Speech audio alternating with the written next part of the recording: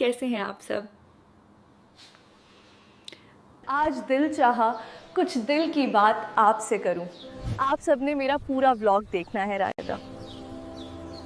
जिंदगी आसान नहीं होती, लेकिन हिम्मत वालों के लिए मुमकिन होती है। कभी कभी इंसान टूट जाता है, लेकिन हार नहीं मानता। अल्लाह हर दुख जानता है, बस यकीन होना चाहिए।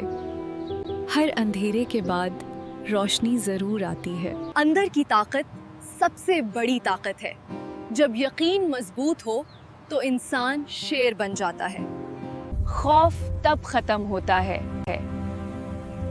जब हौसला साथ होगा। मैं कमजोर नहीं, मैं खामोश मजबूत हूँ। खामोशी भी एक ताकत होती है। जब यकीन आ जाए तो खौफ खत्म हो जाता है। रुकना नहीं, आगे बढ़ना है। खुद पर यकीन रखें, अल्लाह पर भरोसा रखें। वीडियो पसंद आए तो लाइक करें।